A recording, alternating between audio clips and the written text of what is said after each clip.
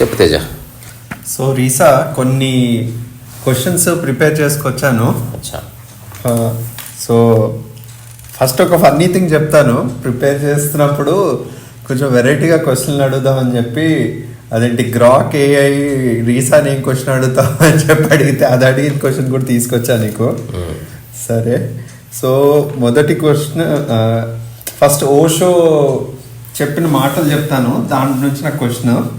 అది తెలుగులో ఇప్పుడు తర్జుమా చేసి చెప్పాలంటే, పురుషులు గట్టిగా నవ్వుతారు లేదా నవ్వరు, కానీ కిలకిలా నవ్వరు. కిలకిలా నవ్వు మధ్య స్థితిలో ఉంటుంది. ఇది గోల్డెన్ మీన్, ఇది తావు. నువ్వు హింసాత్మకంగా ఉండవచ్చు, నవ్వకపోవడం మూర్ఖత్వం, కానీ కిలకిలా నవ్వు మంచిది అని ఓషో ఇది అదేంటి గ్లింప్సెస్ ఆఫ్ గోల్డెన్ చైల్డ్లోంచి ఇది మాటలు ఇవి. నవ్వు హింసాత్మకం, కిలకిలా నవ్వు తావు. నువ్వు ఏం చెప్తావు దీని గురించి, అసలు ఎక్స్ప్లెయిన్ చేస్తావు? ఇవన్నీ అబ్జర్వేషన్స్ అంతే, అవన్నీ ప్రమాణాలు కావు. అదొక అబ్జర్వేషన్. ప్రమాణానికి observation difference. ప్రమాణం అంటే ఖచ్చితంగా అలాగే ఉంటుందని, అబ్జర్వేషన్స్ అన్ని కొంచెం అటు ఇటుగా ఉండొచ్చు. వ్యక్తిని బట్టి అవి మారుతాయి. ఎగ్జాంపుల్, భోజనం చేయడం అనేది అవసరం, అదొక ప్రమాణం అనుకో. ఏం తింటావు అన్నది నీ యొక్క ఛాయిస్ని బట్టి ఎస్టాబ్లిష్ అవుతుంది. అక్కడ ప్రమాణాలు ఏముండవు, ఇలాగే తినాలి ఇలాగే చేయాలని ఏముండదు. అట్లా మనం ఎగ్జిస్టెన్షియల్గా చూస్తే ఇది నా అబ్జర్వేషన్. ఇది నిజంగా ఆనందంగా ఉన్నవాడు నవ్వాలని రూల్ లేదు. ఎగ్జాంపుల్, పగలబడి నవ్వే సందర్భాలు నువ్వు నిజంగా ఏకాంతంగా ఉంటూ ఉంటాయా? ఏకాంతంలో నవ్వుకుంటాం అంతవరకు. అంటే సందర్భం లేకపోతే చిన్న చిరునవ్వు ఉండొచ్చు, అప్పుడప్పుడు చిన్న గిగ్గులు కూడా ఉండొచ్చు. అది ఓకే అబ్జర్వేషన్. నిజానికి జీవితాన్ని అర్థం చేసుకున్న వాళ్ళు పెద్దగా నవ్విన దాఖలాలు లేవు. అంటే మామూలుగా ఇప్పుడు పగలబడి నవ్వంటే ఏకాంతంలో ఎదుటి మనిషి ఏదో ఉంటారు, ఏదో అంటే ఎక్కడో వేరే వాడిని చూసి నవ్వడమో లేదంటే అది వస్తుంది. అయితే ఓషో గారు చెప్పింది సూచన మాత్రం అట్లా. అంటే నవ్వడం అనేది తావు అనే ఒక పదం వాడాడు. మళ్ళీ తావులోకి వెళ్తే మనకు కిలకిల నవ్వడం తావు, అది ఏదైనా తావు అంటే ఒక మార్గం అని. అది పాతని కూడా మార్గమే, కానీ మనం అనుకున్నట్టుగా ఒక ఇట్లా కాదు.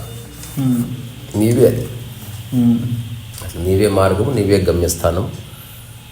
అదొక జీవన విధానానికి సంబంధించిన ఒక మాట. తర్వాత రెండోది, భారతీయ సమాజంలో సెక్స్ గురించి ఎందుకు అంత నిషేధం ఉంది? లైంగికత గురించి మాట్లాడినప్పుడు పాత్ర గురించి ఎందుకు అంత గాసిప్లు, క్యారెక్టర్ మీద అంత గాసిప్లు? అంటే టూ పర్సనల్ అయిపోయింది అదొకటి. ఇప్పుడు దాని గురించే కాదు, కట్రాయర్ గురించి కూడా మాట్లాడుకోమను. బికాజ్ ఇట్ బికమ్స్, అంటే నీకు ఏదైతే దగ్గరగా ఉంటుందో అది ఇట్స్ వెరీ పర్సనల్. మనం చాలా విషయాల గురించి మాట్లాడడం తెలుసా, సెక్స్ గురించి అని కాదు. ఎప్పుడైనా నీ ముక్కు గురించి మాట్లాడతావా? ఎప్పుడు మాట్లాడవు, బికాజ్ దట్ ఈస్ నీ ప్యూర్ పర్సనల్ థింగ్ అది. అందుకని ఏదైతే పర్సనల్లో అది చర్చించడానికి మనిషి ఇష్టపడు, ఒకటి. రెండవది, సమాజంలో రకరకాల టాబూస్ ఉన్నాయి, సాంప్రదాయాలు ఉన్నాయి. అది ఓపెన్గా చర్చించే అంశం కాదు, అది చీకటి విషయంగా కొన్ని జనరేషన్స్, సాఫ్ట్వేర్ జనరేషన్స్ అట్లా అనుకుంటున్నారు. అందుకని ఇంకో పెద్ద ఆయన ఏమన్నాడు, అది చర్చించాల్సిన అవసరం ఏముంది, చర్చించకపోయినా తెలుసు కదా మనిషికి అన్నాడు. సో అది డిస్కషన్కి సబ్జెక్ట్ కానే కాదు. It is not a subject for debate ఎప్పటికీ. కానీ ఒకటి అంటే, ఇప్పుడు సమాజంలో లైంగిక అత్యాచారాలు ఇలాంటివి జరుగుతున్నాయి. ఒక లెవెల్ ఆఫ్ అవేర్నెస్, మన జాగ్రత్తలో మనం ఉండాలి. అలాంటి మామూలుగా మాట్లాడడానికి కూడా ఒక మాట్లాడతారు, దాని ఫోరమ్స్ ఉన్నాయి. అంటే ఎక్కడ పడితే అక్కడ మాట్లాడకూడదు. అది మాట్లాడుకోవాలంటే మనం ముందే ఒక వేదిక పెట్టుకొని ముందే మనుషుల్ని కాస్త ఎరుకపరిచి వాళ్ళ మనసుల్లో కాస్త గ్రౌండ్ ప్రిపేర్ చేసి అప్పుడు మనం మాట్లాడితే వింటారు.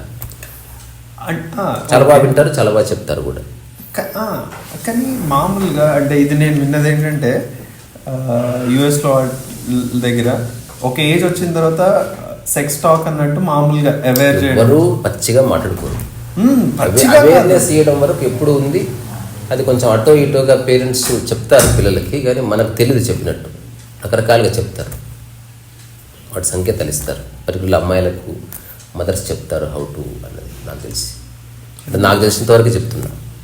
ఇప్పుడు నేనైతే ఓపెన్గా చర్చించాలంటే చర్చించవచ్చు, కానీ ఎదుటి వ్యక్తికి దాని పట్ల ఒక జుగుప్స కానీ లేకపోతే ఒక అపరాధ భావన కానీ ఉన్నప్పుడు చర్చించడం కుదరదు.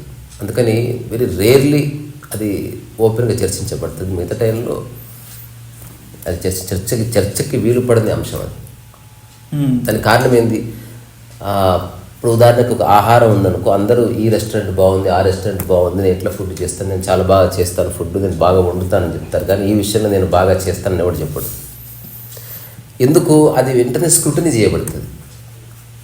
అది పూర్తిగా ఇది అంటే పబ్లిక్ సంబంధించిన విషయం కాదు. ఇప్పుడు నేను వంట అందరి ముందు చేస్తాను, స్నానం అందరి ముందు చేయను. అందుకని నేను స్నానం ఎలా చేస్తానని ఎవరికి చెప్పను. అది ప్యూర్లీ పర్సనల్ థింగ్ అనమాట. అందుకని అది ఒక ఫోరమ్స్లోనే డిస్కస్ చేయబడుతుంది, అంతవరకైతే ఓకే. కానీ సమాజం మాట్లాడుకుంటుందా? సమాజంలో అవేర్నెస్ వచ్చిందంటే ట్రెమండస్ అవేర్నెస్ వచ్చింది. బికాజ్ ఆఫ్ సోషల్ మీడియా కావచ్చు, బికాజ్ ఆఫ్ ఎక్సెసివ్ ఇన్ఫర్మేషన్ కావచ్చు, బికాజ్ ఆఫ్ పాడ్కాస్ట్ కావచ్చు, బికాజ్ ఆఫ్ సినిమాస్ కావచ్చు. ఇన్ మెనీ వేస్ కొంచెం ఓపెన్ అయిన డోర్లు. ఒకప్పుడున్నంత పట్టింపు లేదు, కానీ అంతర్గతంగా మాత్రం ఒక 1000 ఏళ్ల క్రితం ఎక్కడ ఉండడం మనిషి అక్కడే ఉండడం కాదు. Because he locked that energy. దానికి భయము, లేకపోతే సాంప్రదాయము, లేకపోతే కుటుంబము, పరువు, ప్రతిష్ట ఇవన్నీ కలిపి దాన్ని బంధించి ఉంచాడు. సూపర్ఫిషియల్గా అమ్మాయిలు అబ్బాయిలు చేతులు కలుపుకుంటున్నారు, షేక్ హ్యాండ్ తెచ్చుకుంటున్నారు, బట్ అంతర్గతంగా ఫియర్ ఉంది. అందుకని అది ఎవరో ఒక్కడు అప్పుడప్పుడు సమాజంలో కొందరు దాన్ని అధ్యయనం చేసి దాన్ని లాక్ ఓపెన్ చేసుకొని జీవితాన్ని ఫ్లోరిష్ చేసుకుంటారు, ప్లాజం చేసుకుంటారు. మిగతా వాళ్ళందరికీ కుదరదు. అందుకని అది చర్చించకపోయినా చర్చించినట్టే, ఎంతో అంత చర్చిస్తున్నారు. ఒక అవేర్నెస్ వచ్చింది. అయినప్పటికీ అంతర్గతంగా మాత్రం నా అబ్జర్వేషన్లో నథింగ్ చేంజ్డ్. ఒక మోడర్న్ సమాజం ఉంది. అమ్మాయిలు అబ్బాయిలు షార్ట్లు వేసుకుంటున్నారు, అమెరికాకి వెళ్తున్నారు, పబ్లకు వెళ్తున్నారు. అయినప్పటికీ 90% ఆఫ్ ద సమాజం అక్కడ ఒకప్పుడు సెక్స్ పట్ల ఎలాంటి ధారణలు ఉన్నాయో ఇప్పటికీ అట్లాంటి ధారణలే ఉన్నాయి. ఎందుకో తెలుసా? స్నానం నువ్వు ఒంటరి చేయొచ్చు, భోజనం నువ్వు ఒక్కడి చేసుకుని తినొచ్చు, యోగా నువ్వు ఒక్కడి చేసుకోవచ్చు. ఇది ఒక్కటి వేరే వాళ్ళ మీద ఆధారపడింది. దీనికి ఒక ఆధ్యాత్మిక పరమైన లేదా శారీరక పరమైన రహస్యం ఏమిట్రా అంటే, నీ ఆనందము వేరే వాళ్ళ చేతిలో బందీ అయింది. అదే లాక్. ఆ లాక్ ఓపెన్ చేసిన వాడు అదృష్టవంతుడు. సో నీ ఆనందము వేరే వాళ్ళ చేతిలో బందీ కానక్కర్లేదు, అది నీలోనే ఉంది అనుకున్నప్పుడు వాడు బ్రహ్మచర్యం అయిపోతుంది. అంటే ఇంకా అక్కర్లేదు. నిజంగా ఈ విషయం గురించి ఓపెన్గా మాట్లాడింది బ్రహ్మచారులే, గృహస్థులు కాదు. ఏదైనా మాట్లాడకూడని విషయాలన్నీ మాట్లాడేది ఈ సమాజంలో ఎవరైతే వేస్ట్ ఫెలోస్ అనుకుంటుందో వాళ్ళే, లేదా గురువులు. వాళ్ళు దే ఆర్ ఏమంటారు, సమాజాన్ని గైడ్ చేస్తూ ఉంటారు రకరకాల. అంటే ఒకటేసారి హార్ష్గా చెప్పడానికి వీల్లేని సబ్జెక్ట్ కాబట్టి నేను కూడా గోల్మోల్ చేసి చెప్తున్నాను. అట్లా అంటే నువ్వు అన్నావు కదా 1000 ఏళ్ళ కిందట ఎలా ఉందో ఇప్పటి అంతర్గతంగా అట్లనే ఉంది. అందువల్లనేనా ఇంకా గుసగుసలు అంటే still we are not discussing openly. ఎందుకు? అది పబ్లిక్ కానంత వరకు అది రహస్యంగా ఉంటుంది. అట్లా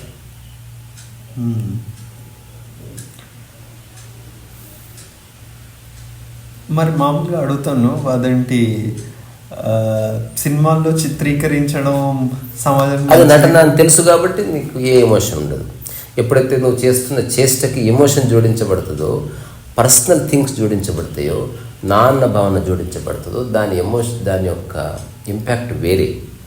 ఎందుకని ఇప్పుడు ఒక హీరో ఒక హీరోయిన్ 100 పాటల్లో యాక్ట్ చేయొచ్చు, వర్షపు పాటలు యాక్ట్ చేయొచ్చు, గట్టిగా కౌగిలించుకోవచ్చు, కింద పడి పొరలొచ్చు, కట్టనగానే లేచి కూర్చుంటారు. ఏముండదు. అసలు వాళ్ళకి ఏమనిపిస్తుంది తెలుసా? ఈ పాట షూటింగ్ తొందర అయిపోతే ఇంటికి వెళ్ళి పడుకోవాలనిపిస్తుంది. ఏ ఎమోషన్ ఉంటుంది అంటే, నేను పర్సనల్గా నేను షూటింగ్స్ కొన్ని చూసినా కాబట్టి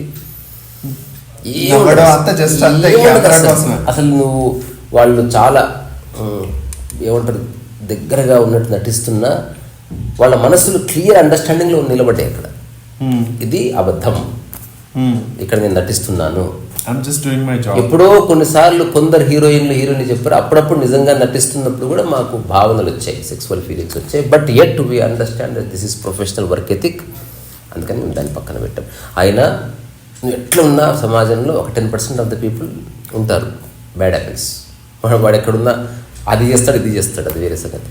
but most of the people have work ethics కానీ ఎథోస్ కానీ ఉన్నాయి, వాటికి బందీ అయ్యే ఉంటారు. ఎందుకంటే దానికి భయానికి, దానికి కుటుంబానికి, పరువుకు, ప్రతిష్టకి ఇంతవరకు క్రియేట్ చేసుకునే క్రెడిబిలిటీకి లింక్ ఉంది. ఆల్రెడీ చాలా ఫేమస్ సూపర్ స్టార్ హఠాత్తు ఒక అమ్మాయితో దొరికాడు అనుకో, అది వైరల్ అయింది అనుకో, వాడి జీవితంలో చేసిన 100 సినిమాలకు వచ్చిన పేరు 2 నిమిషాల్లో పోతుంది. అందుకని చాలా ఎరుకగా ఉంటుంది. అంటే నేను అడగబోయింది ఏంటంటే, మామూలుగా మూవీస్లో కొన్ని సెక్షువల్గా చూపించడం, అదే చెప్తున్నా, దానివల్ల చెడు ప్రభావం ఉంటుంది. అది అది అది మళ్ళీ డిఫరెంట్ డిబేట్. నువ్వు చూడకు, అది తప్పుకు చూడకు అంతే. గవర్నమెంట్ వ్యవస్థ ఒక రకంగా పనిచేస్తూ ఉంటుంది అంతే. ఇప్పుడు ఊర్లో కాలు కంపౌండ్ ఉంది, తాగకు. దానివల్ల చిన్నపిల్లలు అట్లేం ఉండదు, దాని మీద ప్రభావం పడుతుంది. అల్టిమేట్గా మేలుకోవాల్సింది మనిషే. అది అక్కర్లేదని తెలుసుకున్న రోజు నీ పనిలో పడిపోతావు అంతే. ఇంకోటి, ఎవడు పొద్దుస్తమానం వాటిని చూస్తూ కూర్చోడు. ఇంతమంది వాళ్ళు ఏ చెడు ప్రభావం ఉండదు. తాత్కాలికంగా కాస్త ఎంజాయ్మెంట్కి అదొక డోర్ లాగా ఉంటుంది అంతే. అదర్వైజ్ పొద్దుస్తమానం వాడే ఏం చూస్తారో, పోయి పని చేసుకుందాంప, కరెంటు బిల్లు కట్టాలి, పెట్రోల్ పోయించాలి, అది పని చేయదని తెలుస్తుంది. మరి అబ్బాయి ఇట్లాంటి కేసులు అవుతాయి కదా, అది మన చర్చ అంటే నేను అంటున్నా, అది డిఫరెంట్ టాపిక్. అది అంటే మామూలుగా ఆ రిలేటెడ్ అది వేరు. నేను చెప్పిన బ్యాడ్ యాపిల్ ఎప్పుడు ఉంటుంది. మన ఇంట్లోనే ఒక బ్యాడ్ యాపిల్ ఉండొచ్చు, కొందరు రకరకాల రుగ్మతలతో సప్రెస్డ్ మైండ్ సెట్స్తో ఉండొచ్చు. అట్లా కొన్ని సన్నివేశాలు జరుగుతాయి, సంఘటనలు జరుగుతాయి. అప్పుడు వ్యవస్థ స్పందిస్తుంది, మానవ సమాజం స్పందిస్తుంది, ధర్నా చేస్తారు, even they move the courts. ఆ తర్వాత ఖచ్చితంగా తీర్పులు వచ్చాయి, ఉరిశిక్షలు పడ్డాయి, ఇవన్నీ జరుగుతాయి. మనం డిస్కస్ చేసేది వాట్ ఈస్ ద కోడ్. అట్లా కాకుండా ఎక్కడెక్కడో జరిగిన సంఘటనలు మనం చర్చలోకి తీసుకొచ్చామనుకో, డిబేట్ ఎండ్ అవ్వదు.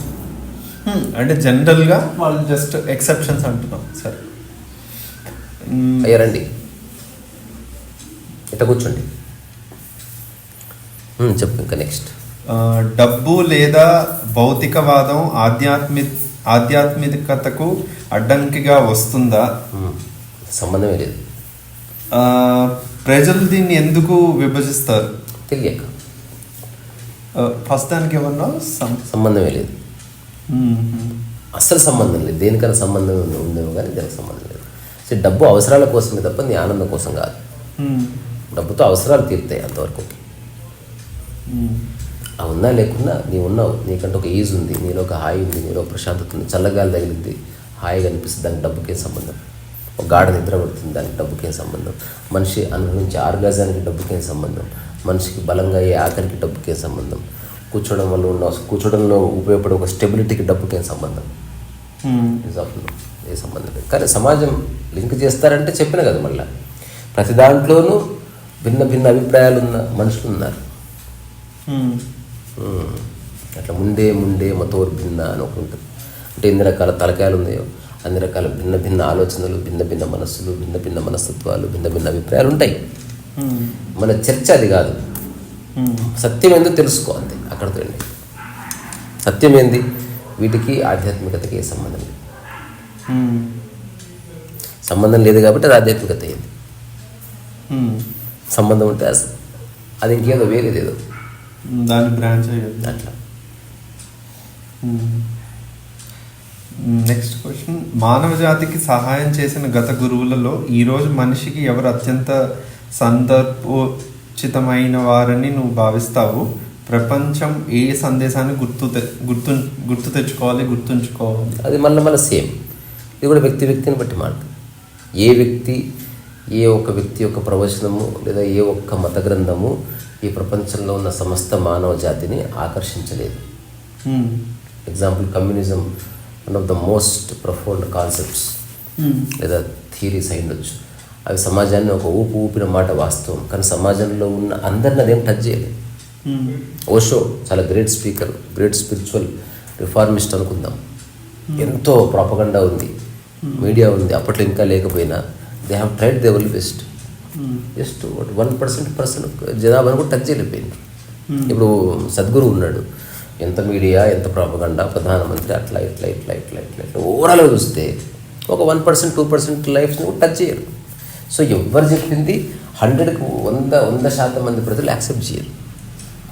అది కరెక్ట్. అందుకని ఏ గురువు మాట కూడా అందరికీ ఆమోదయోగ్యం ఉండదు. ఇప్పుడు నీకు ఒక గురువు మాట నచ్చుతుంది, నాకు ఒక గురువు మాట నచ్చుతుంది. ఇప్పుడు నాకు బుద్ధుడు ఇష్టం, బుద్ధుడి మాట నేను వింటున్నాను. ఈయనకి ఇంకెవరు ఇష్టం, అతని మాట వింటున్నాడు. నీకు రామకృష్ణ పరమహంస ఇష్టం, అట్లా. ఇంకోటి ఇప్పుడిప్పుడే కొత్తగా పుట్టుకొచ్చిన బాబా ఇష్టం వింటున్నాడు. ఇక్కడ విషయం ఎవరేం చెప్తున్నారని కాదు, ఎవరి మాటలో సత్యం ఉంటే అది ఎప్పటికీ మారదు. కనుక మనం అర్థం చేసుకోవాల్సింది ఒక్కటే, వ్యక్తి ఇంపార్టెంట్ కాదు, తద్వారా ఆ ప్రశ్నే ఇంపార్టెంట్ కాదు, విషయం ఇంపార్టెంట్. ఆ విషయం ఇప్పుడు గుర్తుంచుకోవాల్సిన విషయం ఏమిటంటే, ఇప్పుడు అది అన్వేషిస్తే తెలుస్తుంది. అందరు చెప్పిన దాంట్లో ఒక్కటే, ఒక 5-6 నుంచి 10 స్టేట్మెంట్స్లో మొత్తం ప్రపంచంలో అన్ని సాంప్రదాయాలు, whether it is Sufi or whether it is Christianity, ఇస్లాం పక్కన పెడితే అందరు గురువులు చెప్పిన మాటల్లో 10 మాటలే మొత్తం ఇప్పటివరకు ఎవరు రిపీట్ చేసిన కోరికని అర్థం చేసుకో, ఎండ్ ఆఫ్ ద స్టోరీ. నువ్వు లైఫ్ని అర్థం చేసుకోవాలంటే డిజైర్ని అర్థం చేసుకోవాలన్నారు. ఇంకోటి చెప్పాడు, ఆలోచనలు ఎట్లా పుడతాయి, ఆలోచన యొక్క పుట్టుక మరణం మీద వర్క్ చేయాలన్నాడు, అది అయిపోయింది. ఇంకోటి అన్నాడు, సమత్వంలో ఉండు, భేదభావం రానియకు అన్నాడు. కొన్ని అన్నాడు, అసలు నీ పనులు చేసుకో, దేన్ని పట్టించుకోకన్నాడు. ఇంకోటి అన్నాడు, అన్ని పనులు సమాన శ్రద్ధతో చేయన్నాడు. అసలు నువ్వు కర్తవుగానే కాదు, సాక్షి కూడా అన్నాడు ఒకటి. అరే అట్టెట్లుంటావు, మనిషి అన్నాక పని చేయాలి, పని చేయి, కానీ ఫలితం ఆశించక నిష్కామ కర్మ చేయాలన్నాడు ఒకటి. ఇవన్నీ అందరు గురువులు చెప్పినా, అందరు గురువులు చెప్పిన దాని లోపలికి వెళ్తే అన్ని మాటల సారాంశం ఒక్కటే. ఈరోజు పొద్దున చెప్పింది అది, నేను అన్న భావన తీసి, నాది అన్న భావన తీసి, నా అన్న పదాన్ని అంతా అన్న అర్థంలోనూ వాడు తప్ప నాది అని వాడకు. అంతే. ఇప్పుడు గురువు ఎవరు చెప్పారనేది రిలవెంట్. ఇప్పుడు నేను ఇచ్చిన 10 స్టేట్మెంట్సే అన్ని ఆధ్యాత్మిక గురువుల యొక్క కథలు కావచ్చు, ప్రవచనాలు కావచ్చు, డిస్కోర్సెస్ కావచ్చు, పాటలు కావచ్చు, భజనలు కావచ్చు, మొత్తం అక్కడే వస్తుంది. ఇంకా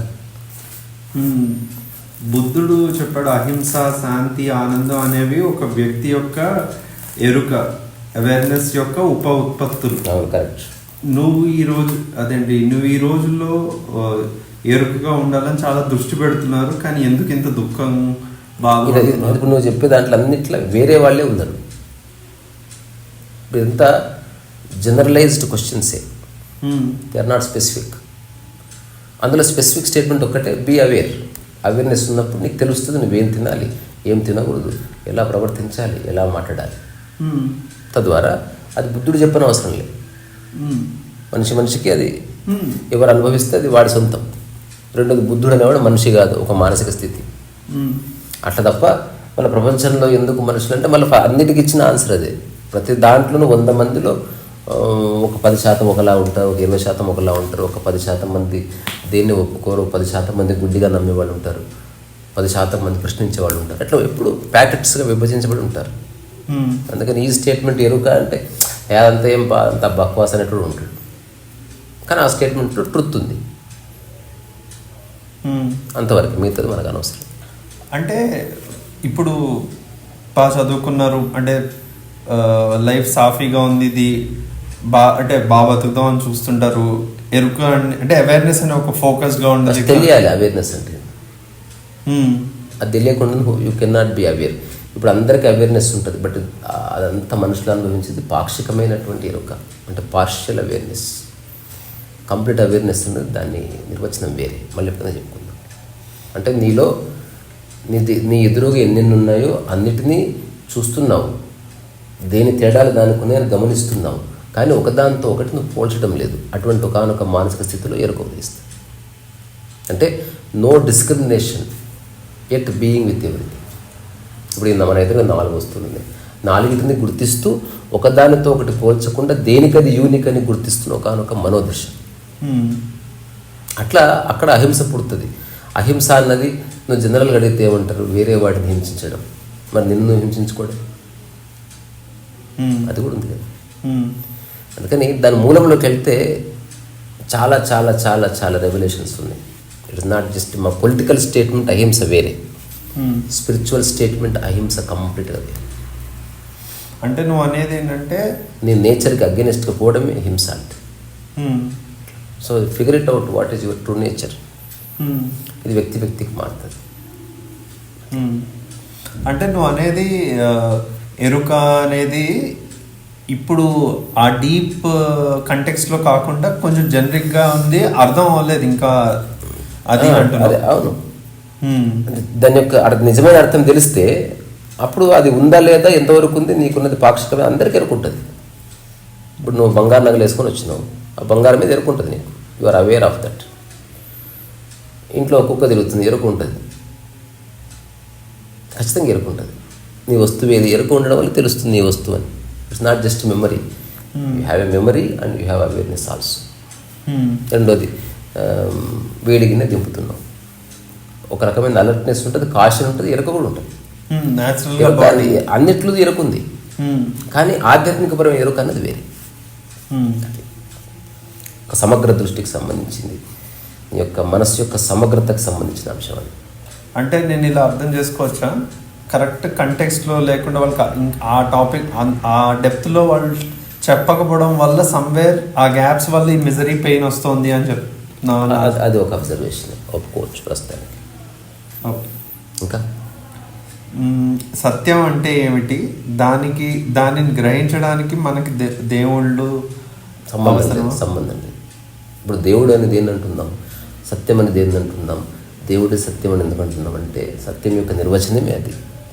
ఏదైతే ఎప్పటికీ మారదో, ఏదైతే శాశ్వతమో, ఏదైతే సర్వకాల సర్వ అవస్థల్లో దాని క్వాలిటీ ఒకే విధంగా ఉంటుందో, ఏది దేని స్థితి దేశ కాలమాన పరిస్థితుల మీద ఆధారపడదో, ఏదైతే ఎవరు సృష్టించరో ఎవరు నాశనం చేయరో దాన్ని సత్యం అన్నారు. ఆ క్వాలిటీస్కి మనం దేవుడికి పెట్టుకుంటాం అంతే. అవన్నీ నీలో గుర్తిస్తే ఆత్మదర్శనం అయింది. ఇప్పుడు నీలో నీ ముక్కు నీ శరీరం అంతా మారుతుంది, సత్యము కాదు. నీ కంటి చూపు మందగిస్తుంది, సత్యము కాదు. నువ్వు వేసుకున్న బట్టలు చిరిగిపోతుంది, సత్యము కాదు. నువ్వు కొనుక్కున్న ఇల్లు భూకంపం వస్తే పోతుంది, శాశ్వతము కాదు కనుక సత్యము కాదు. ఇప్పుడు ఏది శాశ్వతమో అది కనుక్కోవడం నీ యొక్క ఆధ్యాత్మిక ప్రయాణం. దీంట్లో చాలా layers after layers, revolutions after revolutions ఉంటాయి. నువ్వు అనుకుంటూ కంప్లీట్గా అర్థమే ఒక దగ్గర ఆగినావని, మళ్ళీ సరైన వ్యక్తి చదివితే అక్కడి నుంచి మళ్ళీ నిర్ణయం ఉంటుంది.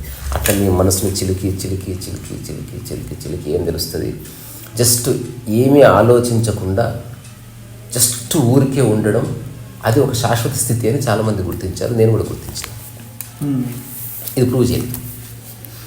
అంటే ట్రూత్ కూడా ఒక స్థితి అంటావు, స్థితిని రమణ తాత స్థితి అంటావు కదా, అట్లా అదే అంటావా. దానికి ఏది అంటుకోదని,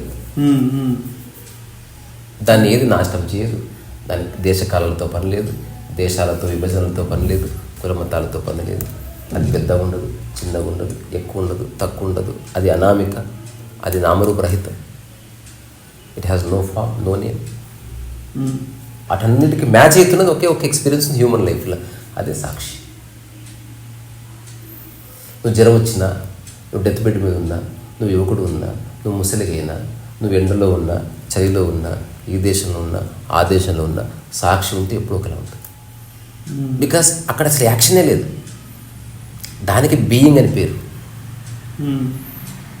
తిరిగి రెవల్యూషన్ అది. అసలు భారతీయ ఆధ్యాత్మిక దర్శనంలో తప్ప ఏడ కనబడదు. మిగతావంతా బచ్చా విషయాలే. దే డోంట్ హ్యావ్, మన దాంట్లో ఆర్భాటం ఉంది, ప్రొఫౌండిటీ లేదు. మన దాంట్లో ఆర్భాటం లేదు, ఉన్నా కూడా ప్రొఫౌండిటీ చాలా ఉంది. ఇది పట్టుకున్నవాడు జీవన్ముక్త స్థితిని అనుభవిస్తున్నాడు, అంటే జీవించే ముక్తిలో ఉన్నాడు.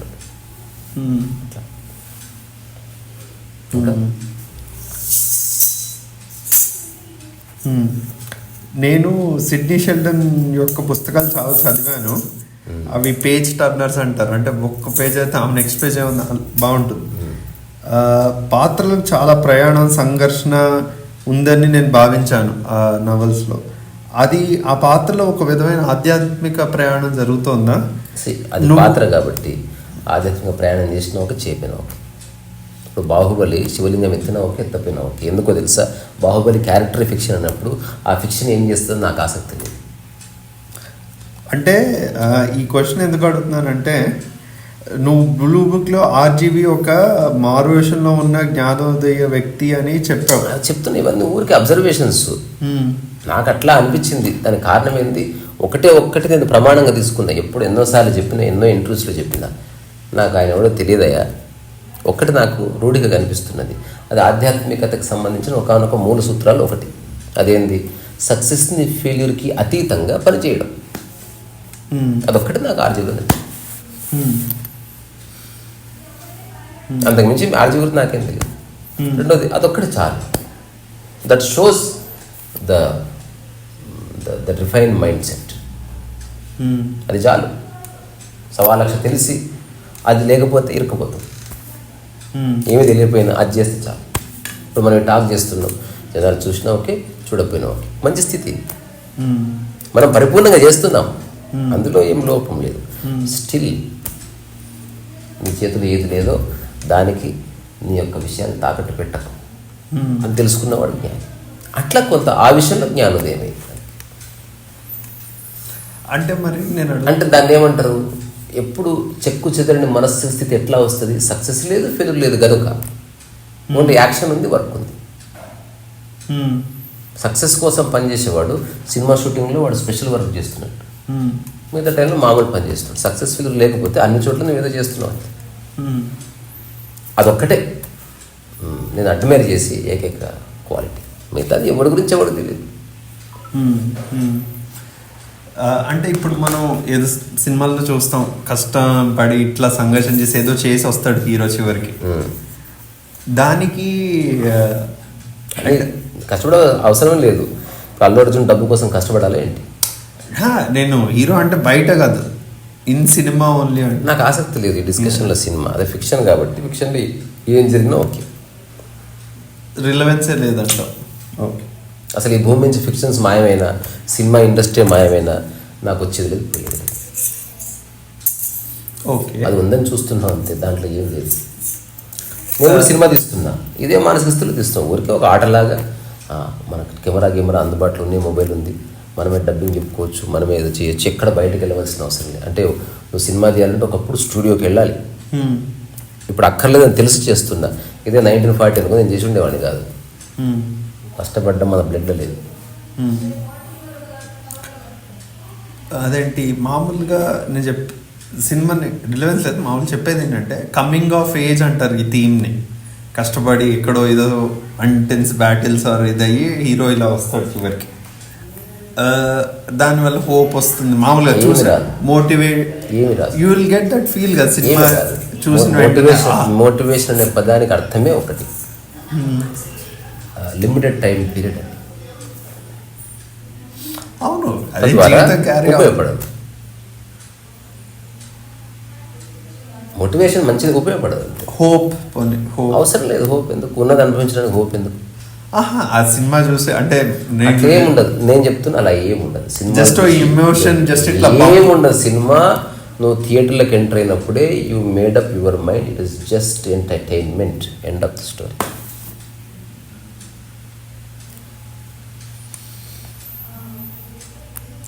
ఒకవేళ మోటివేషన్ వస్తే సినిమా డైరెక్టర్ అవ్వాలనుకునేవాడికి వస్తుందేమో, ఇంకెవరికి రా. అందులో హీరో 6 ప్యాక్ చేస్తే ఈయన జిమ్లో జాయిన్ అవ్వచ్చు, వారం తర్వాత మానేస్తాడు. బికాస్ ఎంతసేపు పనిచేస్తుంది మోటివేషన్. అయితే నాకైతే లేదు, వేరే వాళ్ళకి కూడా మోటివేషన్ పనిచేసేవాడిని. డెవలప్ అయితే వెళ్ళను గుడ్, నాకు డిస్ప్యూట్ ఏమీ లేదు. కానీ మనకు సెట్ కాదు. మోటివేషన్ చాలా చోట దొరుకుతుంది, దానికి సినిమా అక్కర్లేదు. అట్లీస్ట్ నాకు సినిమా అక్కర్లేదు. సినిమాని సినిమాగా చూస్తుంది.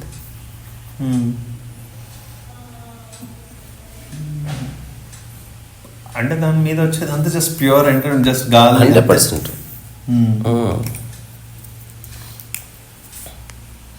ఓకే, నిన్నొక ద్వీపంలో ఎవ్వరూ లేకుండా, ఇంటర్నెట్ ఏం లేదు, జస్ట్ ఏదో తినడానికి కొంచెం ఫుడ్ అయితే దొరుకుతుంది. ఉంటే ఏం చేస్తావు? హైపోథెసిస్ ఫస్ట్ ఆఫ్ ఆల్ ఇది తెలియదు నాకు. అప్పుడు సిచ్యువేషన్ ఎలా అనిపిస్తుంది? సందర్భం చెప్తుంది నాకు. ఉదాహరణగా తినడానికి తిండి లేదు, ప్రశాంతంగా ఉంటాడు, తిండి కోసం ఎత్తులాడతాడు. తిండేదో ఉంది అంతవరకు. కొబ్బరి బొండాలు ఉన్నాయి, ఏదో ఒకటి తిండేది మామూలుగా. ఎందుకంటే అది ఊహించాలంటే మళ్ళీ సినిమా కథ అవుతుంది. అందుకే అంటున్నా, నేను జీవితాల్లో ఏ విషయాన్ని ఊహించాను. జీవితం యథావిధిగా బ్రూటల్గా అనుభవించడం. ఇప్పుడే హఠాత్తుగా అందరూ డిసప్పియర్ అయిపోతే అప్పుడు నిజంగా ఆలోచిస్తా. కానీ ఒక్కటైతే జరగదు, భయపడ్డము కానీ మరణించము కానీ చేయను. I try to live. అంతవరకు క్లియర్. ఇంకా అదేంటి ఆధ్యాత్మిక వృద్ధికి స్థాపిత మతం అవసరమా? అవసరం లేదు. మతం అనేది మనస్సు నుంచి వచ్చింది. నా అభిమతం అంటారు, నా అభిప్రాయం అంటే నా మనస్సులో ఏర్పరచుకున్న ఒకానొక మాటని నేను విశ్వసించినప్పుడు, దాన్ని సిద్ధాంతీకరించినప్పుడు, దాన్ని ప్రామాణీకరించినప్పుడు మతమైంది. సో మతం ఎప్పుడు మనసు నుంచే పుట్టింది. ధర్మం మనసు నుంచి పుట్టదు. అందుకే హిందూ ధర్మం ఒక వ్యక్తి వల్ల రాలే బయటికి. కానీ ఇస్లాం కానీ క్రిస్టియానిటీ కానీ మతం ఎందుకు ఒక మనిషి యొక్క మనసు నుంచి ఆవిర్భవించింది. దానికి ఎంత గ్లోరిఫైడ్ స్టోరీ చెప్పినప్పటికీ, దట్ మే బి రియల్ అయినప్పటికీ, it is originated in once mind. అక్కడి నుంచి అదొక పెద్ద వృక్షం వెళ్ళింది. కాబట్టి ఆధ్యాత్మికతకి మతానికి ఏ సంబంధం లేదు. ఒకటి, ఒకవేళ సంబంధం ఉన్నా అది దారి చూపొచ్చు తప్ప అది గమ్యస్థానానికి మాత్రం చేర్చలేదు. అదొక కన్వేయర్ బెల్ట్. ఒక ఎక్స్టెంట్ వరకు దాని మీద ప్రయాణం చేయొచ్చు, మొత్తం అది ఉపయోగపడదు. సో మతం వదిలించుకుంటూ, మతం అంటే ఏందబ్బా, విభజన కాదా? ఇప్పుడు నాది మతం అని చెప్తున్నాడు, నీదే మతం అని అడుగుతున్నావు. సో ఆధ్యాత్మికత అంటే విభజన లేని ఒకనొక స్థితిలో నిలబడి చూడటం. అక్కడ అసలు మతం ఉపయోగపడదు. మరి కాదని అంటున్నావు, మరి మతాలు తమ ఉద్దేశాన్ని అతిక్రమించాయా, మరియు ముందుకు వెళ్ళే మార్గం ఏమిటి అంటావు? మతం యొక్క పర్పస్ ఏంటి? అందరినీ ఒక రకంగా ఆలోచింపజేయడం, అంతే. అంటే ఇప్పుడు మనం అంతా ఒకటిని ఎట్లా తెలుస్తుంది? ఇప్పుడు స్కూల్ డ్రెస్ యొక్క పర్పస్ ఏంటి? యూనిఫార్మిటీ. అదే యూనిఫార్మిటీ ఎందుకు? మనం ఈ స్కూల్ అన్ని స్కూల్స్కి ఒకటి యూనిఫామ్ ఉంటే సరిపోతుంది కదా. మరి యూనిఫార్మిటీ, లార్జర్ యూనిఫార్మిటీ ఉంటుంది. యూనిఫార్మిటీలో దట్స్ ద పాయింట్. ఇప్పుడు ప్రతి మతానికి కొన్ని సెట్ ఆఫ్ రూల్స్ ఉన్నాయి, కొన్ని డూస్ ఉన్నాయి, కొన్ని డోంట్స్ ఉన్నాయి. దానికి పరలోకాలకి లేకపోతే వర్చ్యూస్కి బెనిఫిట్స్కి లింక్ పెట్టారు. సవాబ్ అంటారు, లింక్ పెట్టారు. అందుకని వాటిని బేస్ చేసుకొని వాటి కోసం నువ్వు ఏదో చేస్తున్నావు. దానివల్ల ఉపయోగం ఉందా లేదంటే తెలియదు. సో మనిషిని కాస్త భయపెట్టడానికి మతాలు వచ్చాయి. నువ్వు ఎవరి మాట వినవు, దేవుడి మీద ఒట్టేయి అంటే కాస్త భయం వేస్తుంది. అట్లా ఒక హయ్యర్ రియాలిటీ అట్లా కాకుండా నీకు సహజంగా ఇది అక్కర్లేదురా బాబు నాకు అని తెలుసుకున్న చిన్న రియలైజేషన్ కలిగితే ఎవరు అక్కర్లేదు. ఇప్పుడు ఒక చుందో కదా, భగవద్గీత మీద ప్రమాణం చేసి నిజమే చెప్తానని చెప్పంటే ఒకటి స్టేట్మెంట్ ఇచ్చాడంట, భగవద్గీత ఉన్నా లేకుండా నేను చెప్పేది నిజమే. అప్పుడు జడ్జి చెప్పాడంట, అయినప్పటికీ కొట్టి. అది మతం అన్నట్టు. అంటే నేను దేవుడి యొక్క సహాయం లేకుండా జీవిస్తాను అంటే ఒప్పుకోదు. ఫస్ట్ నువ్వు కొన్ని విషయాలు నమ్మవయ్యా, అక్కడ జీవితాన్ని నిర్మించుకో. ఆధ్యాత్మికత అంటే అసలు నమ్మకాలే లేకుండా జీవితాన్ని చూడు. Complete diametrically opposite dimensions. అందుకని మతం ఉండాలో ఉండని, కులం ఉండని, నేనే వాటిని వద్దని చెప్పడానికి. అవి నీ మనసులో లేకుండా చూసుకో. శరీరానికి మతం ఉంటుందా? కులం అయిపోయి శరీరపరంగా మనమంతా ఒకటే చూడు. కానీ ఆ పేరు మీద ఇన్ని జరుగుతాయి. అవి ఎప్పుడు జరుగుతాయి. ఇంకా చాలామందికి తెలియని విషయం, అధ్యయనం చేస్తే తెలుస్తుంది. ఒకప్పటికంటే ఇప్పుడు చాలా బాగుంది ప్రపంచం. ఇప్పుడు ఎక్కువ రిపోర్ట్ అవుతుంది బికాజ్ ఆఫ్ మీడియా. ఒక ఔరంగజేబు, చెంగిస్ ఖాను, లేకపోతే బ్రిటిషరాలు, ఈ ఊర్లు ఎన్ని రేపులు, ఎన్ని మానవంగాలు, ఎంత దోపిడీ, ఎందరు దూరలు, వాళ్ళ యొక్క ఆకృత్యాలు, ఆ లస్ట్, ఆ పవరు, వినకపోతే చంపేయడం, ఇట్లాంటివన్నీ ఉన్నాయి. అప్పుడు రిపోర్ట్ అయ్యేవి కావు, ఇప్పుడు రిపోర్ట్ అవుతుంది. అందుకని మనకి ఏదో ఎక్కువ క్రైమ్ జరిగినట్టు అనిపిస్తుంది. ఒకప్పుడు జరిగిన క్రైమ్తో కంపేర్ చేస్తే చాలా చాలా చాలా చాలా తక్కువ. మొట్టమొదటి ఇప్పుడు ఏమంటారు, గోల్డెన్ ఎరాలో ఉన్నాం మనం. యాక్చువల్లీ సీసీ కెమెరా వచ్చిన తర్వాత దేవుడు చేయలేని పనులన్నీ అవి చేస్తుంది. అందుకే సీసీ కెమెరా అనే శివుడి యొక్క మూడవ నేత్రం అని పిలుస్తుంది. It is everywhere now. The Shiva has arrived in a new form, a new look and new design. ఇంకా లాస్ట్ 2 లాస్ట్ 3 ఉన్నట్టున్నాయి. మానవ చరిత్రలో ఆధ్యాత్మిక వ్యక్తులలో మహిళలు ఎందుకు తక్కువగా ఉన్నారు? తక్కువగా కాదు, అసలు ఉండకూడదు వాళ్ళు. ఎందుకంటే మహిళల జీవితం పూర్తి ప్రకృతికి సంబంధించిన జీవితం వాళ్ళు. పురుషులు ప్రకృతితో ఎక్కువ అనుసంధానం కలిగి ఉంటారు. అందుకని మహిళలకు ఆధ్యాత్మికత అవసరం లేదు. వాళ్ళ వాళ్ళ వాళ్ళ యొక్క మానసిక స్థితి కానీ వాళ్ళ శరీర ధర్మం కానీ it's always connected with nature. అంటే వాళ్ళ ఫిజికల్ రియాలిటీ కానీ వాళ్ళకు వచ్చేటువంటి మెన్సెస్ సైకిల్ కానీ అదంతా ప్రకృతికి అనుగుణంగా నడుస్తుంది. సో ఆధ్యాత్మికత అంటే ప్రకృతి అనుగుణమైన జీవితమే. వాళ్ళు కొత్తగా అన్వేషించింది ఏమీ లేదు. ఈ ప్రకృతిలో ఒక సృష్టికి మళ్ళీ ప్రతి సృష్టి చేస్తున్న ఒకనొక శరీర ధర్మాన్ని కలిగి ఉన్నారు. మన ప్రపంచం వచ్చినందుకు మహిళ అంటే ఇది ఏదైనా మనం మాట్లాడుకుంటున్నాం. మనం ఆడవాళ్ళు మగవాళ్ళు ఒక్కటని మాట్లాడుకుంటున్నాం. ఆడ మగ ఒక్కటి కానే కాదు. ఆడవాళ్ళు చాలా చాలా చాలా ఉన్నతమైన స్థితిలో ఉంటుంది బేసికలీ. అందుకని వాళ్ళకి అక్కర్లేదు. అయినప్పటికీ కొందరు దాని నుంచి పక్కకు వచ్చి తిరిగి రియలైజ్ అయ్యి ఎన్లైటెండ్గా పిలువబడ్డారేమో. అదర్వైజ్ నా దృష్టిలో ప్రతి మహిళ వాళ్ళు చేస్తున్న సర్వీసు, వాళ్ళు ఇస్తున్న జన్మ ఇస్తున్నప్పుడు వాళ్ళు అనుభవిస్తున్న 9 నెలలు ఆ లైఫ్ అండ్ డెత్ అనే సైకిల్ నుంచి బయటపడడం, ప్రతి నెల వాళ్ళ బాడీ నుంచి బ్లడ్ బయటికి వెళ్ళడం, they are all connected with existence all the time. అందుకని దే ఆర్ ఆల్ ఎన్లైటెండ్.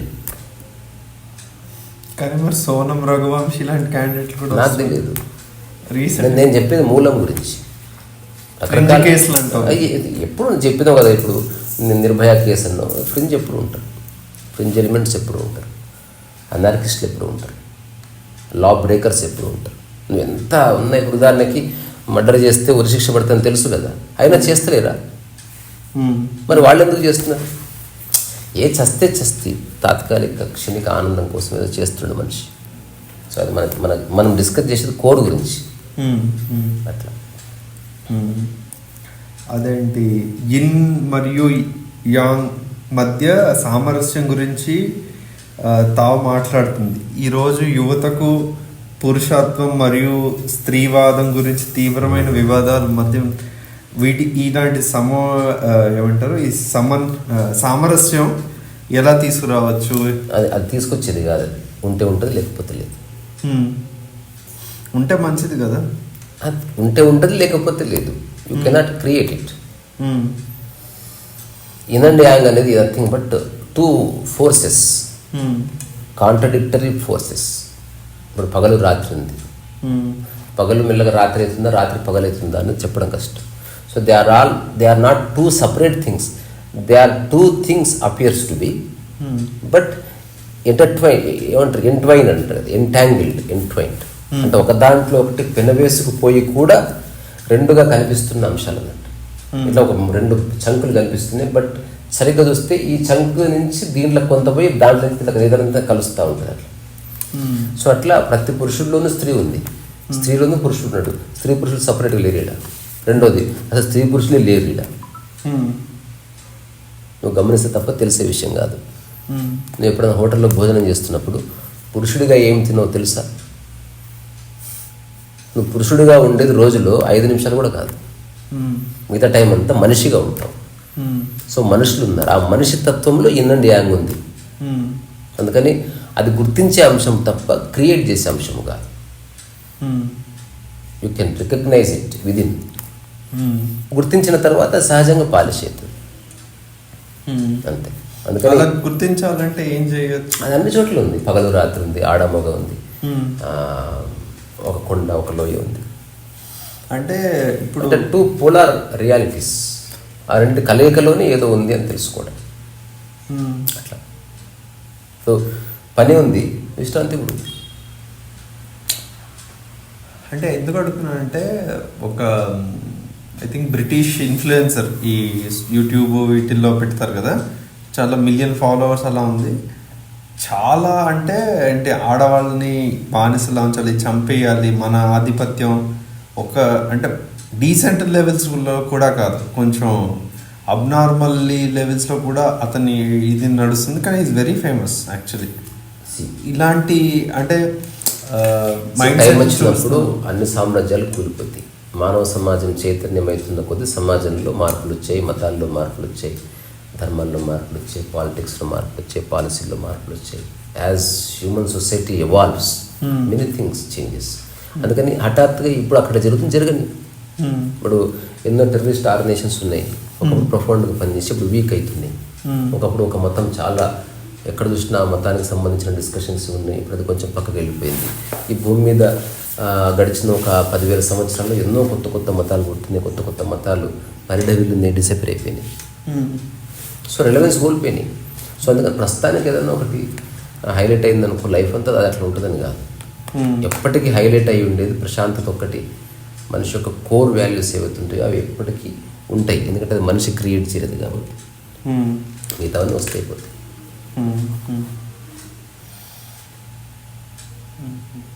అయిపోయిందా? లాస్ట్ 2 క్వశ్చన్స్ అడుగు.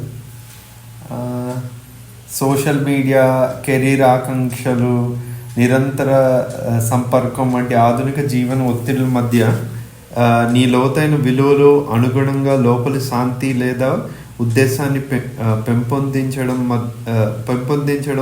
మధ్య నీ సమతుల్యతను ఎలా కనుగొంటావు? ఇది కూడా సేమ్.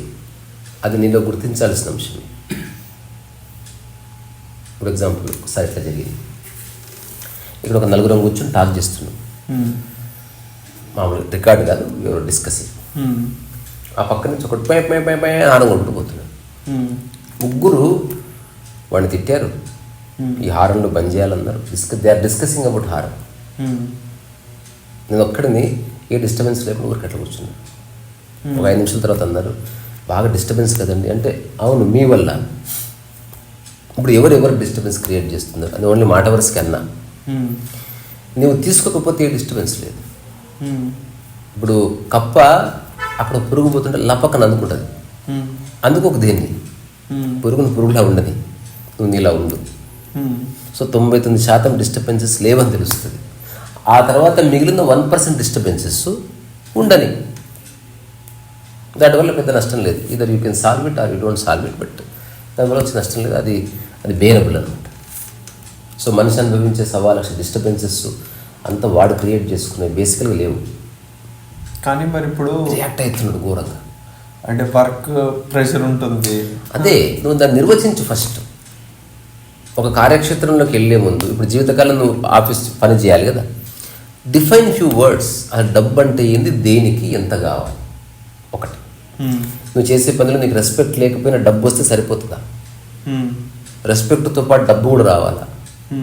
సరే, సరిపోయినంత డబ్బు వచ్చింది, నెక్స్ట్ ఏం చేస్తావు? క్వశ్చన్, నీ లైఫ్ ఎట్లా ఉండబోతుంది, దాని మీద ఒక పేపర్ మీద వచ్చిన డాక్యుమెంట్ రాయి. దాన్ని రకరకాల వ్యక్తులతో మాట్లాడి, ఇట్లా అనుకుంటున్నా, మీ అనుభవం ఏంది, నా అనుభవం ఇది, ఇట్లా అనిపిస్తుంది. ఇప్పుడు ఈ క్షణం నేను డబ్బు కోసం పనిచేస్తున్నాను, డేటా సైన్స్ అంటే కదంటూ, because you need a job. Why you need a job? For the sake of money. ఇప్పుడు నీకు ఎవరన్నా ₹1,00,00,000 వస్తే నువ్వు ఇప్పుడు భోగలాలసుడు అవుతావా, తాగి తిరుగుతావా? Answer that question. ₹1,00,00,000 వచ్చిన తర్వాత నువ్వు ఇప్పుడు రుబాబు ప్రవర్తిస్తావా? అందరికి అంజాను కొడతావా? ఇప్పుడు ఎవరెవరు అయితే మాటలు వింటుందో వాళ్ళ దవడలు కొడతావా? తెలీదు. మనిషి వైల్డ్ అయిపోతాడు. ప్రతి మనిషిలో కరుడు కట్టిన రకరకాల హీరోలు ఉన్నారు, వీరులు ఉన్నారు. ఎవడు ఎట్లా మాట్లాడో తెలియదు.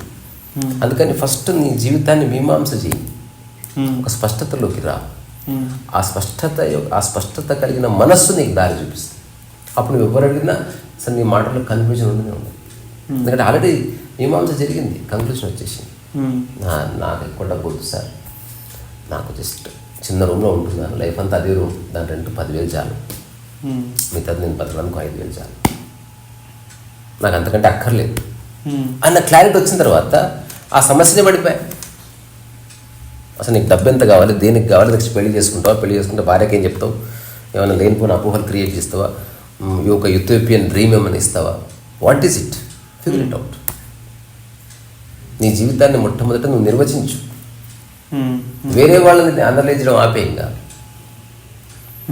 నీ జీవితాన్ని నువ్వు డిఫైన్ చేయి, దాన్ని ఆచరించి చూడు. అప్పుడు తర్వాత తెలుస్తుంది. అప్పుడు అట్లా నిర్వచించాను కానీ అప్పట్లో అప్పుడు కరెక్ట్ అనిపించింది, ఇప్పుడు అంత కరెక్ట్ అనిపిస్తలేదు. అది అప్పుడు అంత డబ్బు ఉంటే సరిపోతుంది అనుకున్నా, కానీ ప్రాక్టికల్గా కొంచెం మారింది. అట్లా నీ లైఫ్లో ఒక ప్రాక్టికల్ అండర్స్టాండింగ్తో పాటు స్టెబిలిటీ వస్తుంది. ఏం చేయాలో తెలుస్తుంది, ఏం చేయకూడదో తెలుస్తుంది, ఎంతవరకు చేయాలో తెలుస్తుంది, ఎవరు నీ వాళ్ళు కాదు తెలుస్తుంది మెల్లగా. Figure it out. ఇది నీకు వర్తిస్తుంది, నాకు వర్తిస్తుంది, సలహా ఏం కాదు. ఉదాహరణకు పూల పార్క్ ఉంది ఎగ్జాంపుల్, అది పూర్తి మీమాంస అయిపోయింది, ఏ ప్రశ్న లేవు. అది ఈగో కోసం చేస్తలేను, ఏదో ప్రూవ్ చేయాలని చేస్తలేను, భవిష్యత్తులో ఇది నాదని చెప్పుకోవడానికి చేస్తలేను, దేనికోసం కాదు. ఊరికి మొక్కలు నాటడం పొద్దున చేయడం వల్ల శరీరానికి కాస్త శ్రమ, మట్టితో కనెక్షన్ కలిగి ఉండడం, అంతకుమించి దానికి ఏ పర్పస్ లేదు. ఒకవేళ ఆ పార్క్ వాళ్ళు వచ్చి ఇక్కడి నుంచి మీరు రావద్దంటే వెళ్ళిపోవడమే, లేదా ఎక్స్ప్లెయిన్ చేయడం వరకు ఉంది. అంటే మేము వస్తే ఏమన్నా ప్రాబ్లమా సార్ అడగడం, గొడవలు పడ్డాలు, ఆవేశపడ్డాలు, తన్నాగడలు ఏముండవు. అది కాకపోతే రోడ్డు ఉంది, రోడ్డు కాకపోతే నా బాల్కనీ ఉంది, మొక్కను నన్ను నాటకుండా ఆపేవాడేవాడు, మట్టిలో ఆడుకోకుండా చేసేవాడేవాడు. ఆ పార్క్లో ఆడుకోవద్దని ఒక నేను రోడ్డు మీద ఆడుకుంటా, అయిపోయింది స్టోరీ. అంటే కెరియర్ పట్ల దేని పట్ల ఫిక్స్డ్ క్లారిటీ తెచ్చుకొని అక్కడి నుంచి దాన్ని ఆచరించి చూడాలి. ఆచరిస్తున్నప్పుడు నువ్వు అనుకున్న దానికి ఆచరణకు మధ్యన వ్యత్యాసం వచ్చిందనుకో దాన్ని వెంటనే సరి చేసుకోవచ్చు, ఇవాల్వ్ అవుతుంది, ఇవాల్వ్ అవుతుంది, ఫైనల్గా ఒక కంక్లూజన్కి వచ్చేస్తుంది. లాస్ట్ క్వశ్చన్ కొంచెం పెద్ద క్వశ్చనే, అదేంటి నోట్స్ ఆఫ్ ముషిన్లో life you describe life as a spontaneous flow unbound by societal constructs and rigid definitions of self. Then nothing is personal in this world, and for me the society does not exist. Society is just an idea. అంటే this అంటే నా question ఏంటంటే ఇప్పుడు అంతా మాయ, అదేంటి society ఒక just idea అని అన్నావు, మరి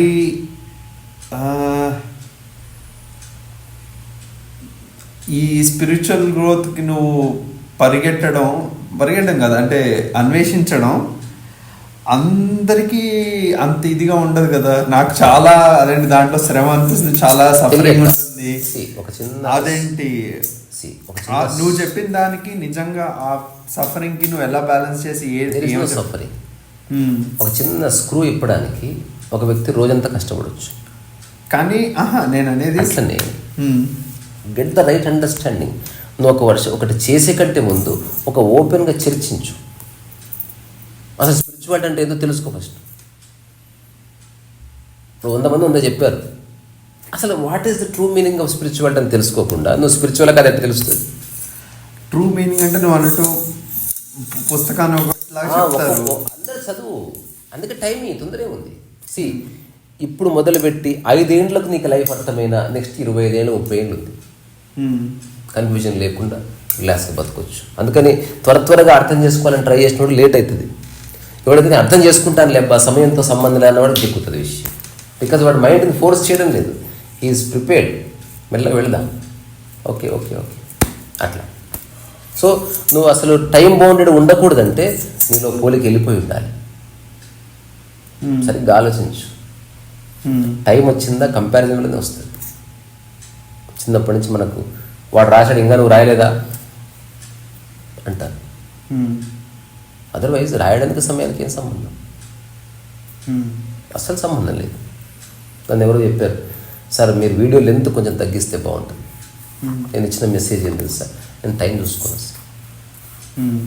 అసలు నేను టాక్ మొదలు పెట్టినప్పుడు ఎంత ఫ్రెష్గా ఉంటానో చివరి వరకు నాకేం త్వరగా ముగించి వేరే పీకే పనులు ఏం లేవు నాకు. కానీ ఒకటి మరి నువ్వు అన్నావు కదా, ఒక పెట్టారు కొంచెం వాళ్ళకి కష్టంగా ఉందేమో, చూడొద్దు, స్కిప్ చేసుకుని వేరే చూసుకో. ఇది బ్రిటిష్ రూల్, లేకపోతే హిట్లర్ రిజిమ్ కాదు కదా. If you don't watch my video you will be hanged అని చెప్తలేం కదా. కానీ వాళ్ళు ఎక్కడ ఫీల్ అవుతున్నారు, సంబంధం లేదు. అది రియల్గా నీకు అర్థమైతే నీకు సమయం తెలియదు. ఇంకా నీకు రియల్గా విషయం అర్థమైతే నీకు సమయం తెలియదు. You lose sense of time. ఖచ్చితంగా జరుగుతుంది. వాళ్ళ జోక్ కాదు. సినిమా బాగుంటే సమయం తెలియదు నీకు. అయ్యారండి, సినిమా బాగుంటే సమయం తెలియదు. సమయం తెలిసి చూస్తున్నావా, సినిమా బాగాలేదు, లేదా నువ్వు బాగాలేవు, ఏదో ఒకటి అయింది అక్కడ ఖచ్చితంగా. ఇది తర్వాత ఆ సమాజం అన్నది లేదు. ఈ క్షణం 4 ఇండివిజువల్స్ ఉన్నారు చూడ్డానికి, కానీ మన నలుగురిలో ఎంతెంతమంది ఉన్నారో తెలియదు. అతని మనసులో 3 ఉండొచ్చు, నీ మనసులో భారతదేశంలో ఉన్న జనాభా అంత ఉండొచ్చు, నా మనసులో మనుషులతో పాటు 2-3 కుక్కలు పిల్లలు కూడా ఉండొచ్చు, అట్లా ఈయన మనసులో ఇంకెవరిని ఉండొచ్చు, ఒక్క అమ్మాయి ఉండొచ్చు గర్ల్ ఫ్రెండ్ ప్రస్తుతానికి. ఇప్పుడు ఎవరి సమాజం ఏమిటి? ఈ సమాజం రియల్గా ఉందా, లేకపోతే నీ ఆలోచనలన్నీ కలిపి సమాజం ఏందా? సమాజాలు మారతాయి, నువ్వు అడుగడుగున సమాజం మారుతుంది. నీ ఇప్పుడు కూర్చుంటే విశ్వమానవ సమాజంలో నువ్వు మాట్లాడుతున్నావు. హఠాత్తుగా మీ బంధువులు కలిస్తే అదొక సమాజం, అక్కడ మీ ఫ్రెండ్ పక్కకి వెళ్ళిపోతాడు. మీ ఫ్రెండ్స్ని కలిస్తే మీ జూనియర్స్ కిందకి సీనియర్స్ పక్కకి వెళ్ళిపోతారు. మీ కాలేజీ వాళ్ళు కలిస్తే జూనియర్స్ సీనియర్స్ అందరు కలిసి ఒక సమాజం అవుతుంది. కానీ పక్క కాలేజీలో ఉండడు, కానీ మొత్తం ఇంటర్ కాలేజ్ ఫెస్టివల్లో అంతా కలిసి ఒక సమాజం అవుతారు. కానీ అందులో హఠాత్తుగా ముస్లిమ్స్కి ఒక సభ పెడితే మిగతా వాళ్ళంతా పక్క చేరి ముస్లిమ్స్ ఒక సమాజం అవుతారు. మళ్ళీ అందులో ఒకటి ఓన్లీ ఓబీసీ అనగానే వీళ్ళు సమాజం అవుతారు. అందులో అసలు జ్ఞానోదయం పొందిన వ్యక్తి అంటే సమాజం వీళ్ళది ఎవడు లేడు. నిరంతరం నువ్వు సమాజాలు మారుతున్నావు నీ మనసులో. ఓన్లీ ఒక ఎన్లైటెడ్ మైండ్కి ఏ సమాజం ఉండదు, వాడు ఎవరిని మోస్తూనే లేడు. వాడు దీనికి సంతకం పెడితే చేతితో పెడుతుంది, మనసుతో ఎప్పుడు పెట్టాడు లేదు. అది లేని దానికి ఎట్లా సంతకం పెడతావు? మా సమాజంలో సభ్యుడు అవుతావు అంటే తప్పకుండా అనే పరిచయ రాసి ఇవ్వడమే ఇక్కడ తీసుకోవచ్చు. ఏ సమాజం లేదు, ఏమీ లేదు. లేదా సమాజం ఉందంటే ఉంది, తాత్కాలికంగా బోల్డని సమాజాలు ఉంది. ప్రస్తుతం మన నలుగురం కలిపి ఒక ఏదైనా ఒక కంపెనీ పెట్టుకున్నాం అనుకో, మనంతా సమాజంలో కలిసినట్టే, ఒక పీర్ గ్రూప్. అప్పుడు ఆయన ప్రెసిడెంట్ అవుతాడు, సమాజానికి మళ్ళీ బాధ్యతలు గిద్దతలు వచ్చేస్తాయి. సరిగ్గా చూడు, ఓన్లీ ఇండివిజువల్స్ ఉన్నారు అంతే. స్టూపిడ్ రాటన్ మైండ్స్, అంతకు చేయలేదు. అంటే ఆ స్ట్రగుల్లో స్ట్రగుల్ నీకు అర్థం కాకనే స్ట్రగుల్ అంతే. అదే అందుకే అర్థం చేసుకునే ప్రయత్నం చేయి, దాని సమయానికి లింక్ పెట్టకు. స్ట్రగుల్కి సమయానికి ఒక సమయం చూడు, ఒక లింక్ ఉంది. ఛాలెంజ్కి టైంకి ఒక లింక్ ఉంది, అచీవ్మెంట్కి టైంకి ఒక లింక్ ఉంది, కాంపిటీషన్కి టైంకి లింక్ ఉంది. మరి నువ్వు ధ్యానానికి టైంకి లింక్ ఎట్లా పెడతావు రాబాయి? నీకు అలవాటు అయిపోయింది అంతే. సో టు అండర్స్టాండ్, నేను జీవితాన్ని అర్థం చేసుకుంటున్నా అంటే ఫస్ట్ నువ్వు చేయవలసింది నేను అర్థం చేసుకునే ప్రక్రియకి సమయాన్ని లింక్ పెట్టకు. సమయాన్ని లింక్ పెట్టిగా నువ్వు వచ్చేస్తావు మైండ్లోకి. సమయం రాగానే మైండ్ వచ్చేస్తుంది, సమయం వచ్చిన మైండ్ వస్తుంది, సమయం పడిపోతే మైండ్. అందుకని సరిగ్గా చూస్తే చాలా విషయాలు తెలుస్తాయి. సరే, కొందరికి అవి స్ఫురించకపోవచ్చు, కొందరు ఎవరు నాలంటి వాడు ఇంకెవరు అట్లా చెప్తే అనిపించవచ్చు. అనిపించినప్పటికీ మళ్ళీ నువ్వు అన్వేషించాల్సింది నీవే. ఎవడు ఎల్లకాలం నీతో ఉండడు, ఎవడు ఎల్లకాలం నీకు దిశానిర్దేశం చేయడు. అందుకని చిన్న చిన్న మాటల్లో అంతరార్థాన్ని గ్రహించి దాన్ని కొంత ఆచరణాత్మకంగా చూసి ఇందులో సత్యం ఉందని అట్లా వెళ్ళిపోవాలి లోపలికంత. అట్లా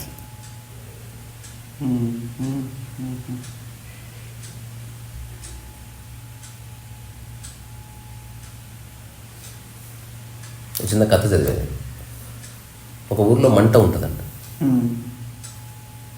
సో ఆ ఊర అతను మంట ఉంటుంది కదా, అతన్ని ఊరికి తెచ్చుకుందాం, తద్వారా మన ఊర్లో కూడా నిప్పు వస్తుంది. అప్పుడు ఎలక్ట్రిసిటీ లేదు కదా, ఈ ఊరు ఆ ఊరు చాలా దూరం. అప్పుడు ఆయన పోగానే ఒక కండిషన్ పెట్టాడు, ఇది నేను సృష్టించాను, ఇక్కడి నుంచి పక్కకు రాను. ఏంటంటే మంట ఉంది అంటే వెలుగు అక్కడే ఉంది, మరి ఇక్కడ నేను ఉండనియను, మీ ఊరికి మీరు మంట తీసుకెళ్ళాలి. అందుకని మీకు చిన్న మంట ఇస్తాను, వచ్చిన వాళ్ళు మళ్ళీ రావద్దు అంటే. ఇప్పుడు ఒక్కొక్కడు వచ్చాడు, మంట రాగానే వాడు మంట ఇచ్చే పరిగెడితే ఆరిపోయింది. వాడు ఫెయిల్ అంటే he did not understand the fire. వాడు ఆవేశపడ్డాడు. ఇంకోటి ఏం చేశాడు, చేతులు పట్టుకున్నాడు, పట్టుకొని వాడు తీసుకెళ్తే సగం దూరమైన కారిపోయింది. ఇంకోటి ఇట్లా గాలి తగిలితే బాగా మొత్తం తీసుకొచ్చాడు, ఎక్కువ వ్యాక్యూమ్ వేస్తే కారిపోయింది. లాస్ట్ ఊళ్ళో ఒక్కడు మిగిలాడు, వాడు ఒక్కడే ప్రశాంతంగా ఉన్నాడు. వాడు చెప్పిన మాట ఏమిట్రా అంటే, మీలో ఎవరన్నా మంట తెస్తే నాకు పని ఉండదని కూర్చున్నాను, మీరు ఎవరు తేకపోతే నేను ఒక్కడనే తేయగలని తెలుసు నాకు, అందుకని కూర్చున్నాను. అంటే మేము అంత మొనగాడివా నువ్వు అంటే మాకు తెలియదా? ఆబ్వియస్గా అంటారు కదా. అవన్నీ తర్వాత. ఇప్పుడు నేను ఒక్కడిని మిస్ అయినా అనుకో, అసలు మీ ఊర్లో మంట ఉండదు, వాడు అడిగాడు ఏదో ఒక డిస్కషన్లో అవి పోదాం పదండి, వీడు ఎట్ట తీసాడు చూద్దాం పారా, వాడు జస్ట్ అక్కడి నుంచి మంట తీసుకొని ఇట్లా పెట్టాడంట, పెట్టి చాలా చెత్త తీసుకొచ్చి ఫస్ట్ మంట వేసుకున్నాడు. అది ఎప్పుడైతే మా మంట నువ్వు దొబ్బే అన్నాడు ఫస్ట్, ఇక్కడేమో ఉంచాం మేము తీసుకెళ్తాం. మళ్ళీ అక్కడ కొంచెం కుప్ప తీపేసాడంట, ఒక మంట తీసుకుపోయి దాన్ని అంటించుకున్నారు. అట్లా కొంచెం కొంచెం అంటించుకుంటూ ఊరు మంట తీసుకుపోయి. సో ప్రతి దాంట్లోనూ స్ట్రగుల్ లేదు, నువ్వు సరిగ్గా చూస్తే స్ట్రగుల్ లేదు, లేదా స్ట్రగుల్ చాలా ఉంది. ఇప్పుడు ఇట్లా పరిగెత్తుకొని వచ్చినప్పుడు ఆటోబయోగ్రఫీ రాస్తే స్ట్రగులే ఉంటుంది. ఈ లాస్ట్ ఆటోబయోగ్రఫీ రాస్తే ఇంటెలిజెన్స్ ఉంటుంది. I belong to the last category. Struggle ఏమి లేదని తెలిసి నేను వర్క్ చేస్తున్నాను తప్ప స్ట్రగుల్ ఉంటుందని పని చేస్తలేను నేను. ఇప్పుడు నాకు ఎవడో చెప్పాడు యూట్యూబ్ రన్ చేయాలంటే చాలా కష్టం. ఎందుకు కష్టం అంటే ముఖ్య కెమెరాలు కావాలి, ఎడిటర్ కావాలి, అట్లేం లేదని చెప్పాను నేను. ఇప్పుడేం లేదు కదా, అనుకుంటే ఉంది, లేకపోతే లేదు. అట్లా అయిపోయిందా? సరే మరి ఇవన్నీ తేజ ఎందుకు అనిపించింది క్వశ్చన్స్ అడగాలని? అట్లా క్వశ్చన్స్ అడగాలన్నా అంటే చాలా రోజుల నుంచి ఏ క్వశ్చన్లు అడగట్లేదని, ఇంకోటి అదే ఇంగ్లీష్లో ట్రై చేద్దామా అని మనం అనుకున్నాం. తర్వాత మనది ఒక NDS వీడియో కూడా చేయాలి. అంటే నువ్వు ఆహారపు అలవాట్లు మార్చుకోవడం వల్ల నీ చర్మంలో ఏదో ఒక చిన్న డిసీజ్ ఏదో మొత్తం పోయిందని చెప్పినావు కదా.